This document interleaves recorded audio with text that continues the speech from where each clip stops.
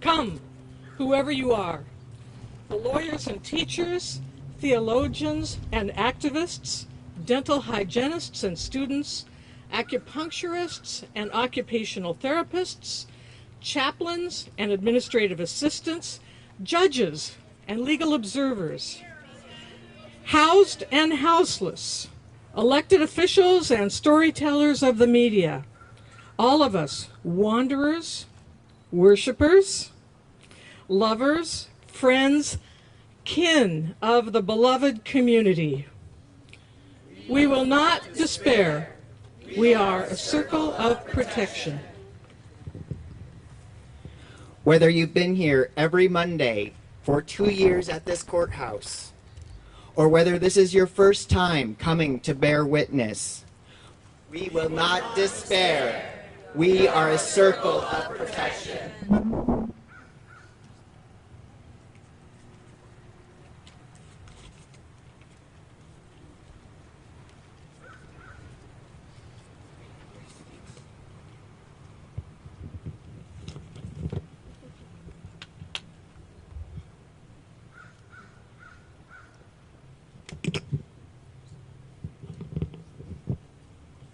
When the laws and institution meant to protect us fail to do so, we stand in the gap. Response: we will not spare. We are a circle of protection.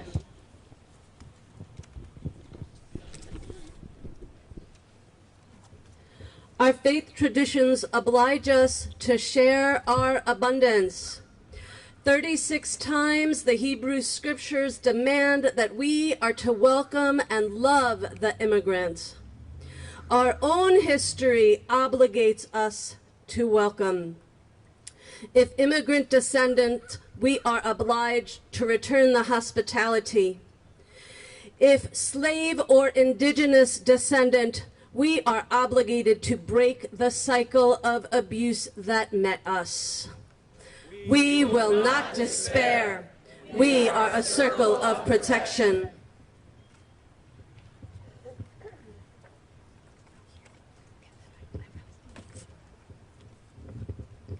We gather in a time of suffering.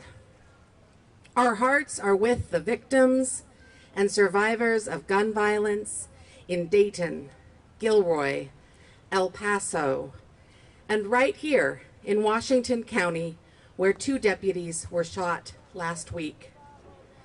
Our hearts are with families separated at the border, where children are sleeping in cages and people fleeing violence are met with violence.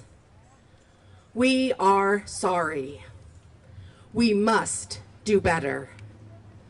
We will atone and repair. There is no way but the way of welcoming.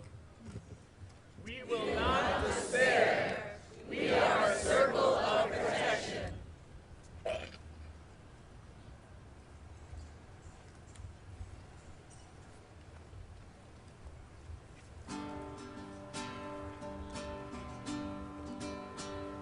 May the circle be unbroken.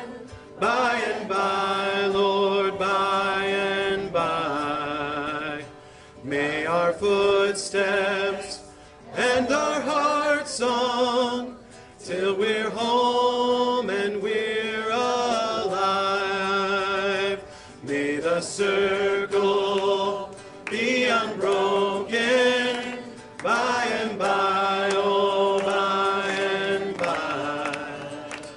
Guide our footsteps and our heart song till we're home and we're alive. One more time. May the circle be unbroken by and by, oh, by and by. Guide our footsteps and our heart song till we're home and we're alive.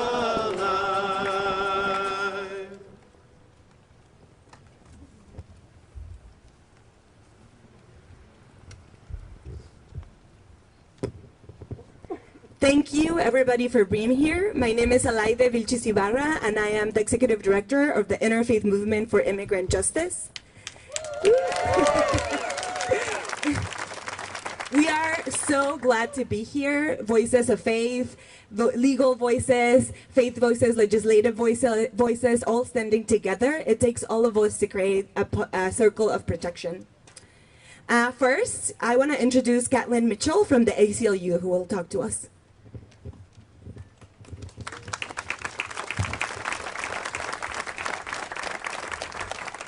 Hello, thank you for being here.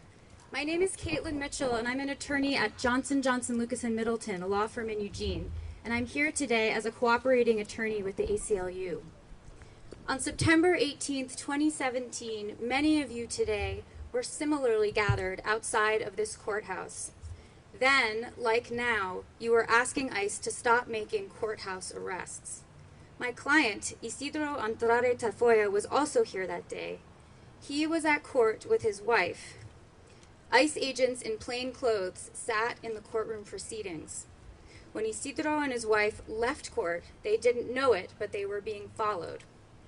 Then, 6 undercover agents surrounded him and his wife, boxed in his truck with their vehicles, told him they had his mugshot, which they did not, and aggressively demanded identification.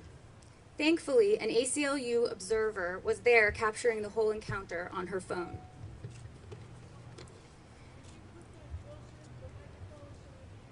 These agents did not have a warrant for Mr. Andrade Tafoya's arrest, and they lacked reasonable suspicion or probable cause that he had violated any law.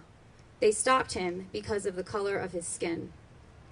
Mr. Andrade Tafoya has lived in Washington County since he was a teenager. He has worked for the county for over 20 years. He coaches youth soccer. He has a great wife and kids here, and he is a U.S. citizen. The ICE agents unlawfully confined Tafoya, and so today we are submitting a claim under the Federal Tort Claims Act for compensation in the amount of $100,000 for the humiliation, emotional distress, and psychological harm that resulted from ICE's actions.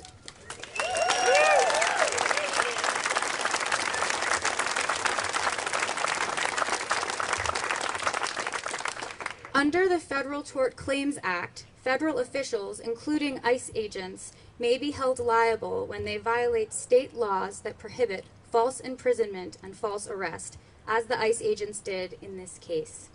I am proud to fight alongside Isidro and all of you to seek justice and accountability. I now invite Isidro to come up here and share his thoughts. Thank you, Kayla. First and foremost, good morning to all of you, and thank you for showing your great support. I know this isn't the case for everyone here today, but 2 years ago, I didn't worry about ICE. I thought the law enforcement officers were professionals and that they would act professionally.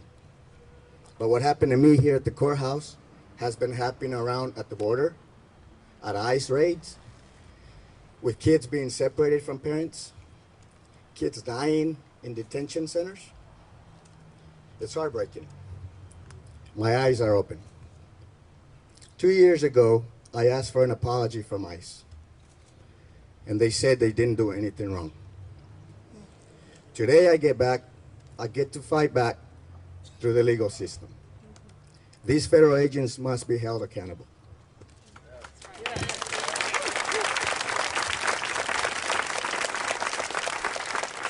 Immigrants and people of color make this country great. Latinos make this country great. We are hard workers and folks that come here to provide for their families and to hope for a better future. Our communities are stronger and more vibrant when all people are welcome. I'm so proud to have you all by my side in this fight. Thank you very much.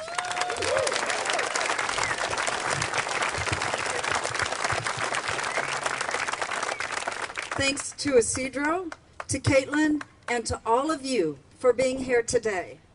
My name is Catherine McDowell. I'm a board member with the ACLU of Oregon, and I coordinate our ICE Legal Observer Program.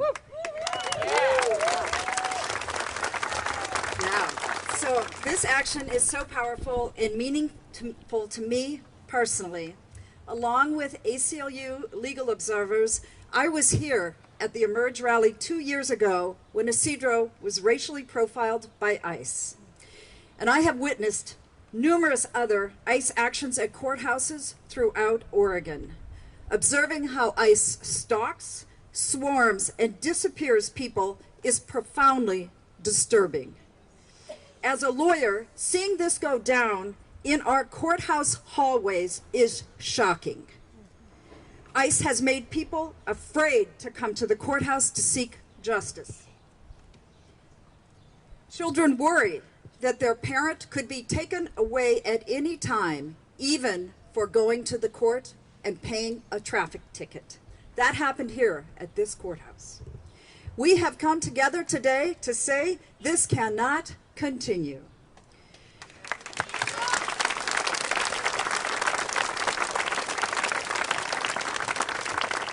Our legal observers have spent hundreds of hours at this courthouse to record ICE activity, often joined by indivisible Hillsborough. We have filed FOIA requests to document how ICE is operating here and at other courthouses in Oregon. Then, in December 2018, we joined a group of organizations that work for immigration justice, represented by Innovation Law Lab and Nadia Dahab, in a petition asking the Chief Justice of the Oregon Supreme Court to issue a rule preventing ICE from making courthouse arrests without a judicial warrant.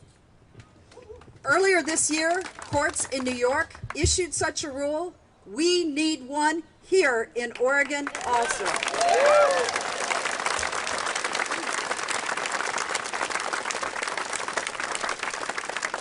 And you're going to hear how you can help at the end of this action. Just like Isidro has done today, we all need to do our part to stop ICE activity in Oregon courthouses. We cannot allow ICE to continue terrorizing immigrant families. Thank you for coming here today to say, ICE out of Oregon courthouses now.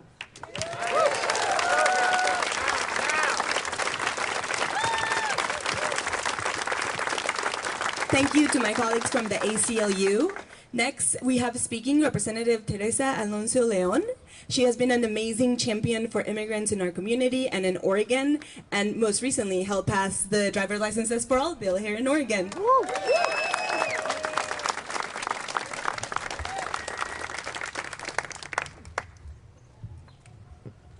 Thank you. I appreciate everybody being here today in solidarity. Good morning, everyone. My name is Teresa Alonso Leon. I'm state representative for House District 22, which covers Woodburn through the north part of Salem. As the first indigenous Latina immigrant legislator, I feel very, very passionate about this issue. And I am so proud to be here rallying with you all. A few mornings ago, in the state of Mississippi, many young children attended the first day of school. Filled with joy and excitement, they hugged and kissed their parents before heading to school to once again be reunited with their classmates and their close friends. Little did they know, many of them would come home from school to find that among 680 people who were arrested were their parents, friends, and neighbors. They were victims of an ICE raid at their place of employment. They were arrested and taken away, all because they dared to work for the American dream. Many of us have seen the video of 11-year-old Magdalena pleading to the Trump administration to release her father. Government, please show some heart. Let my parents be free with everybody else, please, she said as she was wiping her tears. My dad didn't do anything. He's not a criminal. Her pleas not only broke the hearts of millions across the country, but also revive the trauma of many young people whose fear of coming home from school only to learn that their parents have been arrested. No child should live with anxiety. While these raids happen in a deep Red Sea state, like Mississippi, family separations and deportations are happening in our own communities. Oregon has also been impacted by ICE raids in the past. In 2017, I filed a FOIA against ICE because we deserve to know when and where they will be. They must stop instilling fear in our families.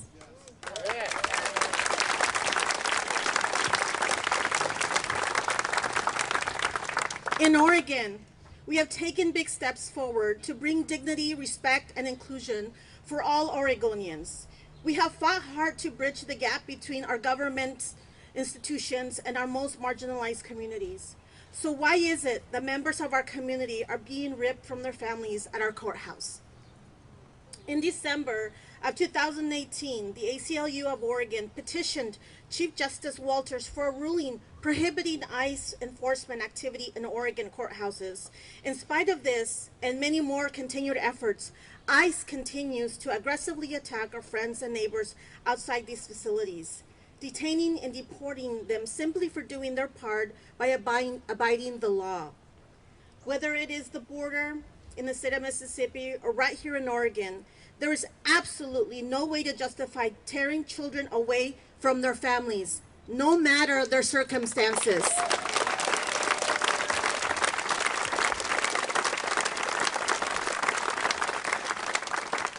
Before I finish, I would like to thank the ACLU of Oregon, the Interfaith Movement for Immigrant Rights and Justice, and GAUSA, Oregon, for tirelessly working to bring dignity, respect, and safety to all immigrants.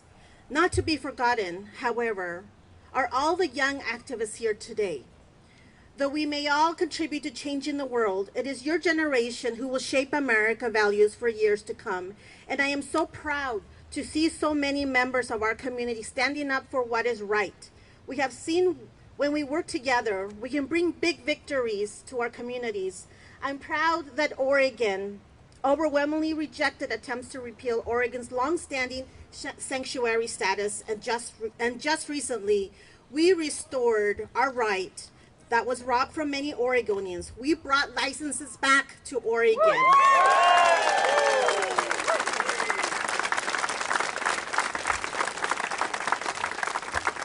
So with a great victory on our backs, let's continue to fight for the rights of all. Let's continue to be a beacon of hope in these dark times. And let's get ICE out of Oregon.